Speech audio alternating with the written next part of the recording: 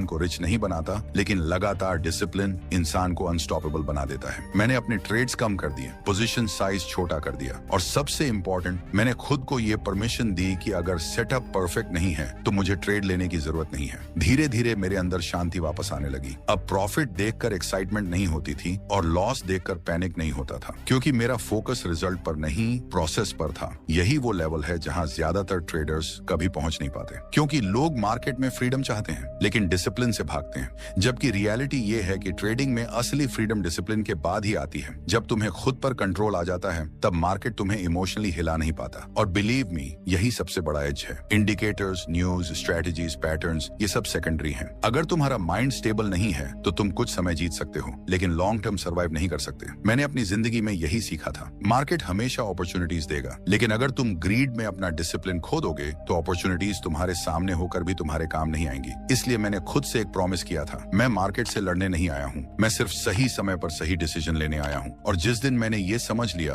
उसी दिन ट्रेडिंग मेरे लिए आसान होने लगी, क्योंकि तब मैं प्रॉफिट चेस नहीं कर रहा था, मैं क्लैरिटी प्रोटेक्ट कर रहा था। और आगे हम वो जानने वाले हैं जो हर बड़े ट्रेडर को बाकी लोगों से अलग बनाता है। आखिर कैसे कुछ लोग लॉसेस के बाद भी टूटते नहीं, और कैसे वो अपने माइंड को इतना स्ट्रांग बना लेते हैं कि मार्केट उन्हें इमोशनली कंट्रोल नहीं कर पाता। अब सवाल ये है कि आखिर कुछ लोग लॉसेस के बाद भी टूटते क्यों नहीं? क्यों कुछ ट्रेडर्स एक बड़ा नुकसान होने के बाद भी अगले दिन शांत माइंड के साथ वापस आते हैं, जबकि ज्यादातर लोग एक लॉस के बाद मेंटली खत्म हो जाते हैं? इसका जवाब स्ट्रेटजी में नहीं छुपा, इसका जवाब माइंडसेट में छुपा है। मैं तुम्हें सच बताऊं, मार्केट में ऐसा कोई ट्रेडर नहीं जिसने लॉसेस ना देखे हों। हर बड़े ट्रेडर ने लॉसेस लिए हैं, गलतियां की हैं, अपॉर्चुनिटीज मिस की हैं। फर्क सिर्फ इतना है कि कुछ लोग लॉसेस को अपनी आइडेंटिटी बना लेते हैं और कुछ लोग उसे सिर्फ प्रोसेस का हिस्सा मानते हैं। शुरुआत में मैं भी लॉसेस को पर्सनल लेता था। अगर ट्रेड गलत हो जाता तो मुझे लगता था कि शायद मैं केपेबल नहीं हूँ। कभी कभी पूरा दिन सिर्फ उसी ट्रेड के बारे में सोचता रहता। रात को सोते समय भी वही चार्ट दिमाग में चलता रहता, क्योंकि मैं मार्केट को बहुत इमोशनली ले रहा था। मैं हर जीत को अपनी वैल्यू समझने लगा था